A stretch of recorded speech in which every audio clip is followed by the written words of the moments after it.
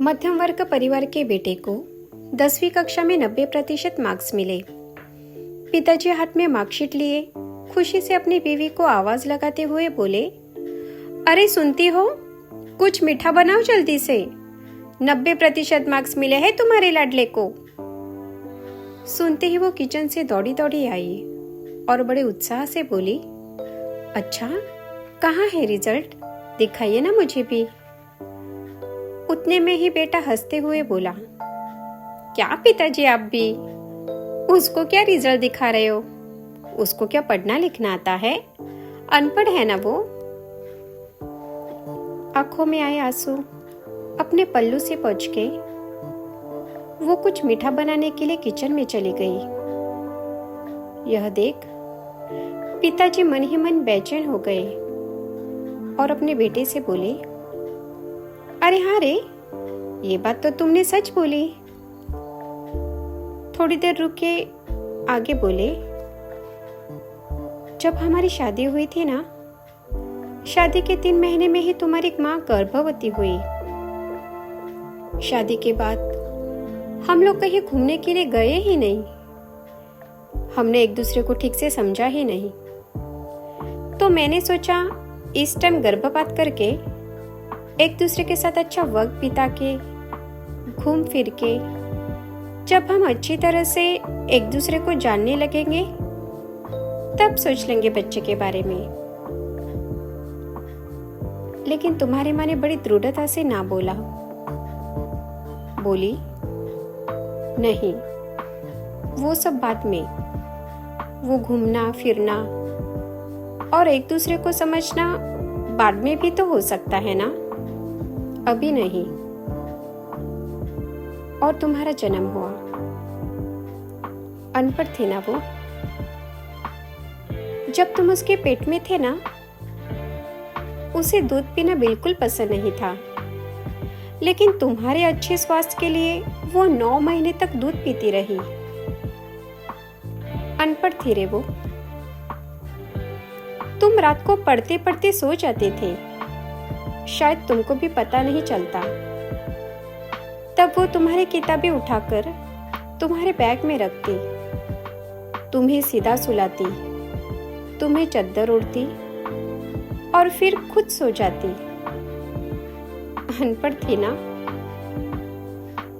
बचपन में तुम ज्यादातर बीमार ही रहते। रात रात भर तुम्हारे पास जागकर फिर से सुबह जल्दी उठकर वो अपने सारे काम बड़े शिद्दत से करती।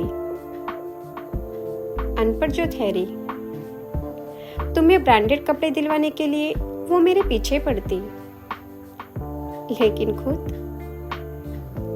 एक ही साड़ी सालों साल पहनती, क्योंकि वो अनपढ़ थी ना। बच्चे, अच्छी पढ़ाई किए लोग पहला अपना स्वार्थ और मतलब देखते हैं, लेकिन तुम्हारी माँ ने ऐसा कभी नहीं किया। अनपढ़ थी ना, इसलिए कभी कभी खाना परोसते परोसते वो खुद खाना खाना भूल जाती। इसलिए मैं बड़े फख्र से बोलता हूँ कि तुम्हारी माँ अनपढ़ है। ये सब सुन बेटा रोते रोते किचन में जाकर अपनी माँ से लिपट कर बोला, माँ, मैंने सिर्फ पेपर पे 90% मार्क्स लाए हैं, लेकिन मेरी पूरी जिंदगी 100% बनाने वाली तुम मेरी जिंदगी की पहली शिक्षिका हो। माँ, मुझे माफ कर दो। जाने अनजाने में मैंने तुम्हारा बहुत दिल दुखाया। मेरी जिंदगी में तुम्हारा योगदान और महत्व मैं समझ नहीं पाया। माँ, आज 90% मिलके भी मैं अनपढ़ ठहरा, और तुम्हारे पास तो PhD के ऊपर की डिग्री है, क्योंकि आज मैंने मेरे माँ के रूप में एक डॉक्टर, एक शिक्षक, वकील मेरे कपड़े सिलाने वाली ड्रेस डिजाइनर, बेस्ट कुक, इन सब का दर्शन किया। ऐसा बोल के उसने अपना माथा अपनी माँ के चरणों पे रखा और ये सब देख किचन के बाहर खड़े पिताजी के आंखों से खुशी के आंसू टपकने लगे।